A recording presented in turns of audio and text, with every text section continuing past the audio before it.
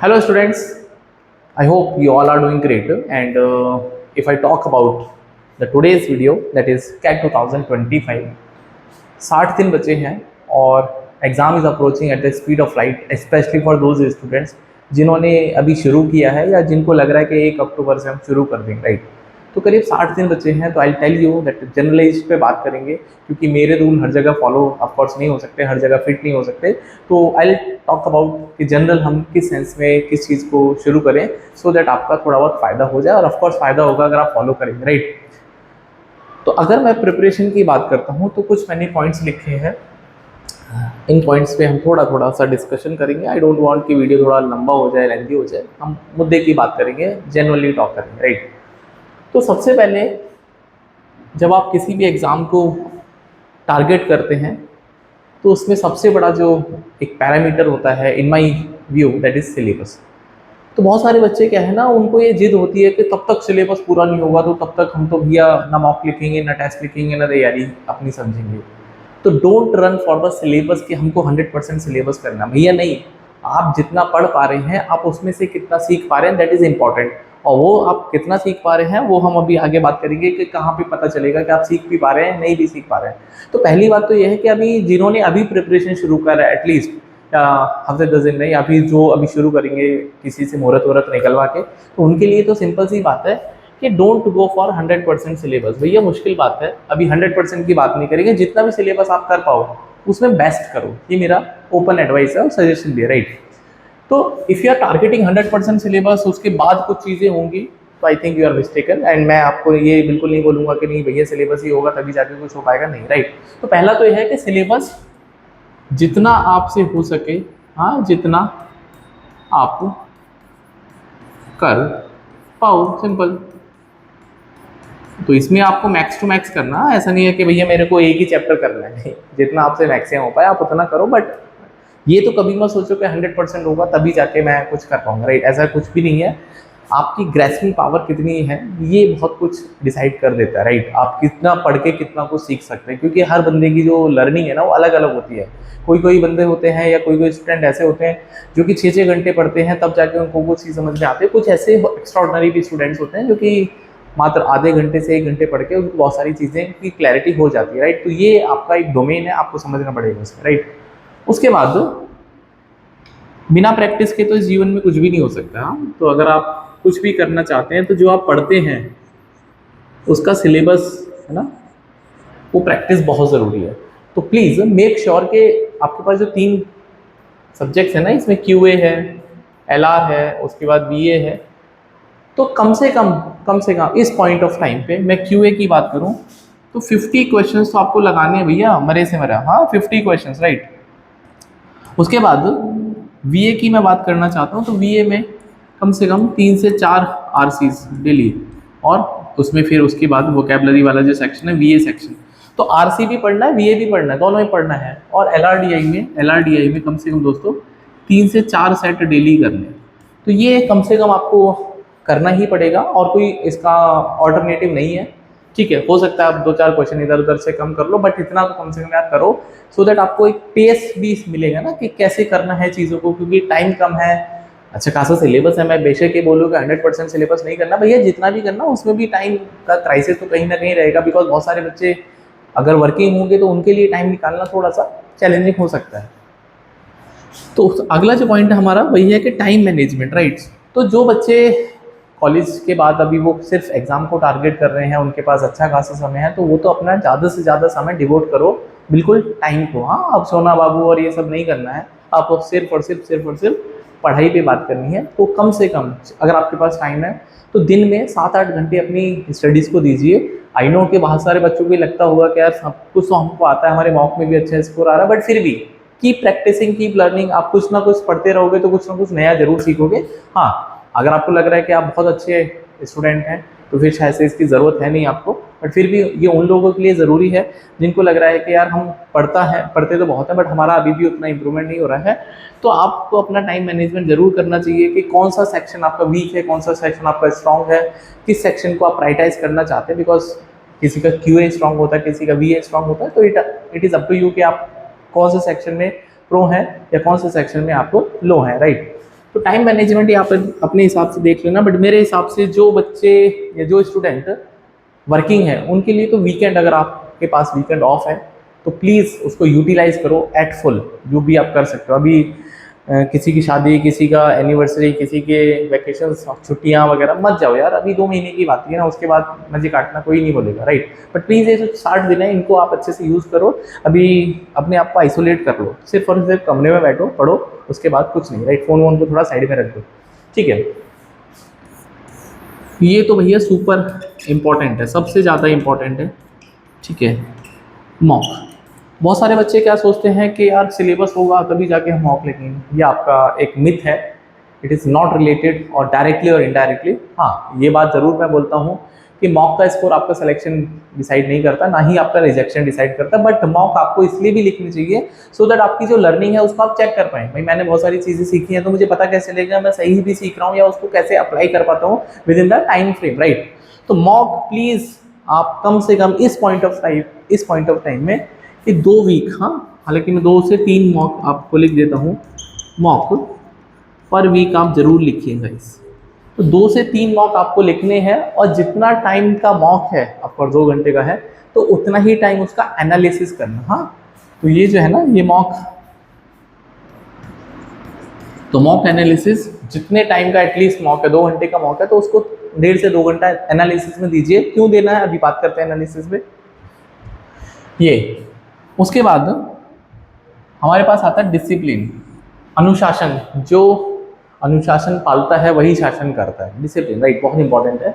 क्योंकि क्या होता है ना कि आप एक मोटिवेशन वीडियो देख लेते हैं, या आप बहुत सारे मोटिवेशन वीडियो देखने के बाद, या फिर आप मोटिवेट होने के बाद मेरे हिसाब से 2-3 दिन मोटिवेट रहते होंगे, उसके बाद जोश ठंडा पड़ जाता है।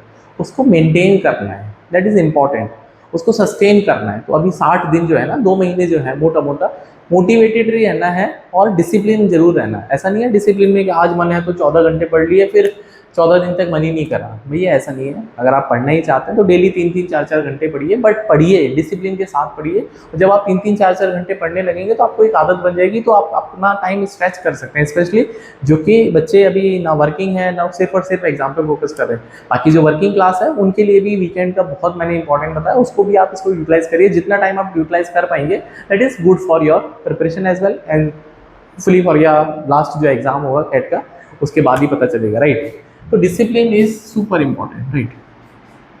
ये क्या है कि अपने टारगेट मत सेट करो। हाँ एग्जाम से पहले ये मत सोचो कि मुझे 99 परसेंटाइल लाना, मुझे 90, ऑफ कोर्स सबका डिजायर होता है, सबका एक एस्पायरेशन होता है, बट यू नेवर नो कि एग्जाम क्या होगा और इस एग्जाम में सबका प्रिपरेशन कैसा है और सब किस तरह से रिएक्ट करेंगे, राइट।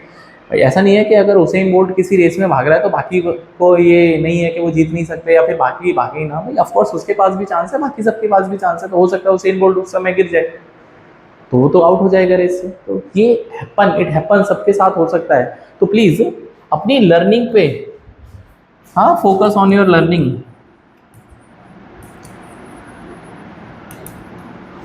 मॉक का स्कोर अगर लो भी आ रहा है तो डोंट बी डिमोटिवेटेड, नहीं होना यार डिमोटिवेटेड। क्यों होना है? क्योंकि आपने मॉक लिखा, मैंने बोला एनालिसिस करिए, वो आपका सिलेक्शन और रिजेक्शन डिसाइड नहीं करेगा। प्लीज इस बात को ध्यान कर लीजिए। मैं लिख भी देता हूं, मॉक स्कोर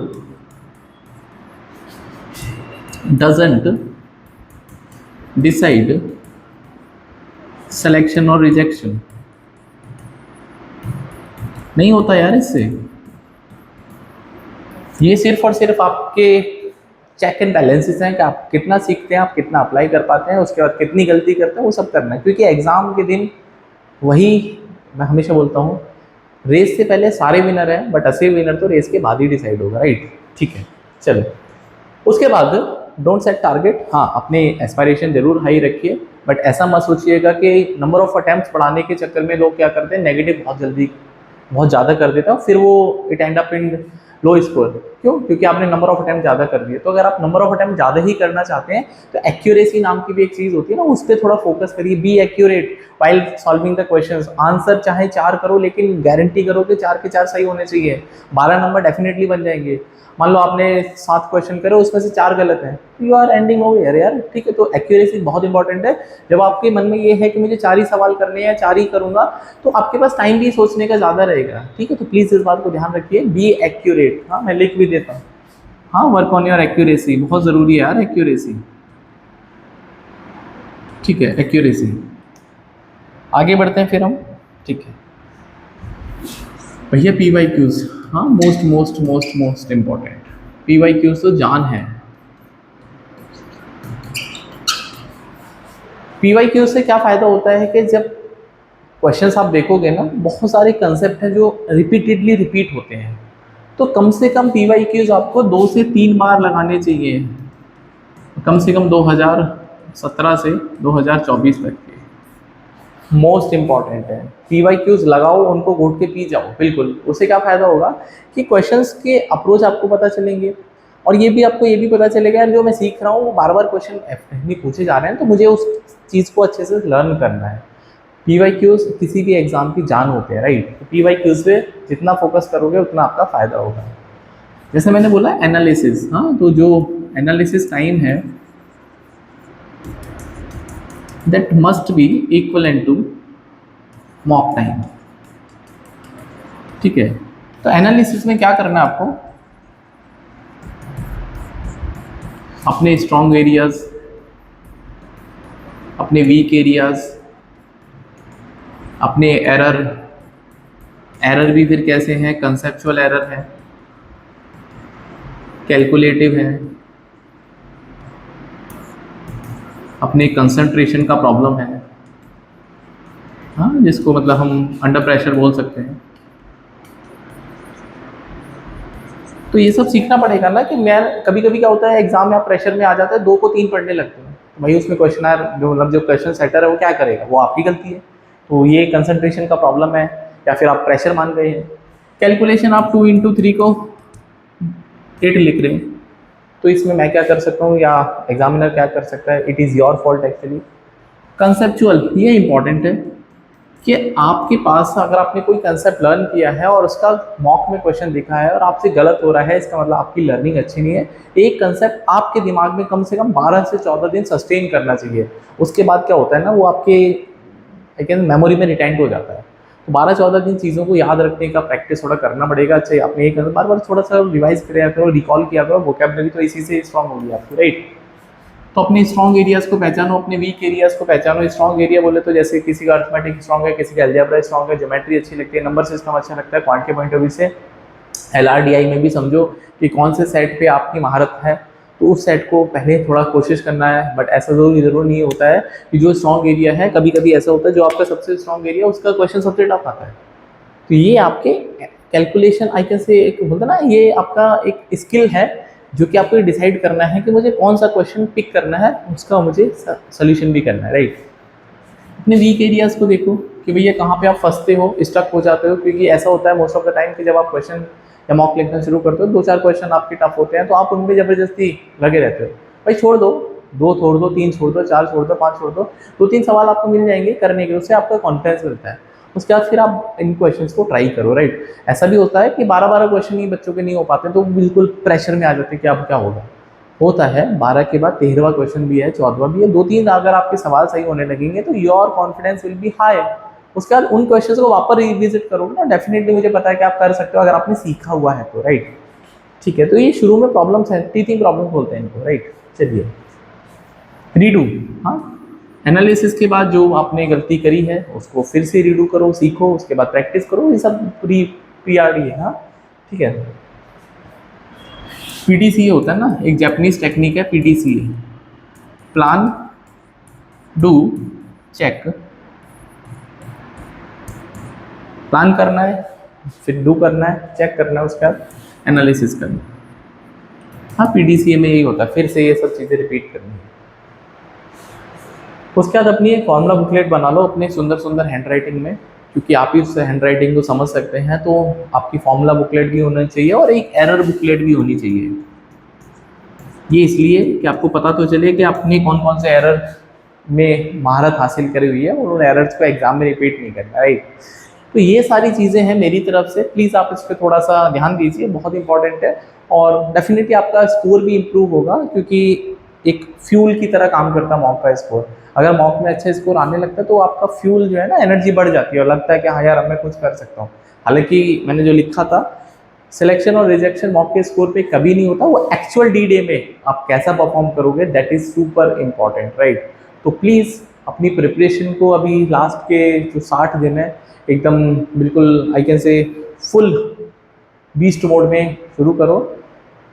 चैलेंजेस आएंगे ऑफ कोर्स, उन चैलेंज को साइडलाइन करो, प्रायोरिटी करो भैया मुझे कैट का एग्जाम अगर क्रैक करना है तो मुझे थोड़ा सा डिसिप्लिन मेंटेन करना पड़ेगा आने वाले 50-55 दिन में। उसके बाद your exam will be over and hopefully you will be getting your result as per your expectations, right. So all the best. बाकी बहुत सारे वीडियोस कंसेप्ट हैं जो मैं क्वांटिटेटिव एप्टीट्यूड के, आप उनको देखिए, उनके लर्निंग सीखिए वहाँ से, और बहुत सारे क्वेश्चंस अलजेब्रा के, ज्योमेट्री के चलते हैं यार, उनको देखो, मज़े करो। और कोई भी डाउट है, कोई सजेशन है, कोई फीडबैक है तो आप मुझे कमेंट करो। सो मिलते हैं नेक्स्ट वीडियो में। टिल देन अपना ध्यान रखिए, पढ़ते रहिए and please do subscribe QuantPrep 99 if you're targeting at 2025 and if you want to learn quantitative aptitude.